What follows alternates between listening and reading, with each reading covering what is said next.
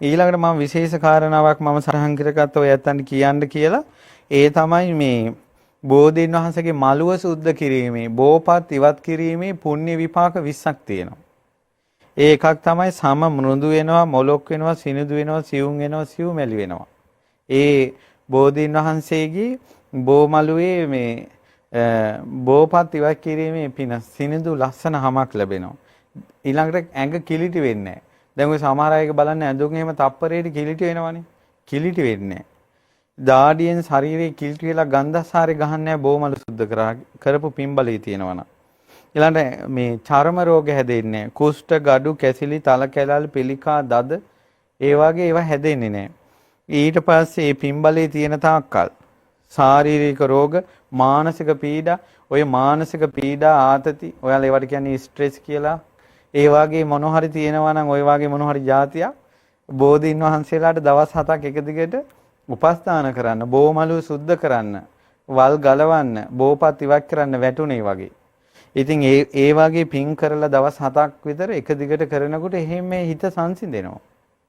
දැන් අපි සාමාන්‍යයෙන් අපි ළඟට ප්‍රශ්න කියාගෙන ආපු අයට විසඳුම් පිණිස මේවා බල්ලා අපි ඒවට යොමු කරලා තියෙනවා. හරියටම හරි.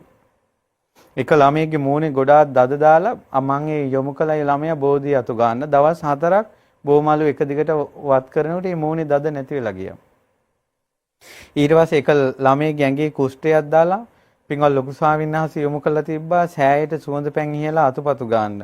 දවස් 5න් කුෂ්ඨේ නැති වෙලා තිබුණා. මේ වගේ විපාක තියෙනවා. ඊට පස්සේ සතුරෝ ඇති වෙන්නේ, භෝග සම්පත් වලට හානි වෙන්නේ, ගිනි රජ සොර දිය බිය ඒ වගේ දේවල් ඇති වෙන්නේ, දැසිදස්සන්ගෙන් පරිවාර ජනයාගෙන් හිතට කරදර වෙන්නේ නැහැ. ඊළඟට එයාට කවුරුත් ඉරිසියා කරන්නේ, ඊළඟට එයාට දීර්ඝායුෂ ලැබෙනවා, භෝග යස කීර්තිය පැතිරෙනවා. ඊළඟට බය ඇති වෙන්නේ, අමනුෂ්‍යයන්ගෙන් හානි වෙන්නේ නැහැ. බෝධින් වහන්සේලාට උපස්ථාන කරන අය, ඒකයි ඔය අමනුෂ්‍ය ප්‍රශ්න තියෙන අය එක දිගට මාස 3ක් විතර බෝධින් වහන්සේලාට උපස්ථාන කරන්න ඕනේ. එතකොට නැති වෙලා යනවා ඒක.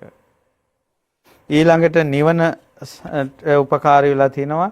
ඒ වගේම දෙවියන් අතර උපදින්න උපකාරී වෙලා තියෙනවා. මේ විදිහට පින්වතුනි බුදුරජාණන් වහන්සේ විශේෂයි, ශ්‍රී සද්ධර්මයේ විශේෂයි, ආර්ය මහා සංඝරත්නයේ විශේෂයි, පසේ බුදුරජාණන් වහන්සේලා විශේෂයි, බෝධීන් වහන්සේලා විශේෂයි, සෑරජාණන් වහන්සේලා විශේෂයි, ගොඩාක් පින් දහම් කුසල් දහම් රැස් කළා තමයි නිර්වාණ බීජය ඇති කරගෙන තියෙන්නේ. ඉතින් මේ වෙනකොට ඔබ සංසාරයේ පින් කරගෙනත් ඇති. නමුත් මේ ජීවිතෙත් මේ පින් දහම් කුසල් දහම් රැස් කරගන්න. මම මේවා කිව්වේ ඇයි?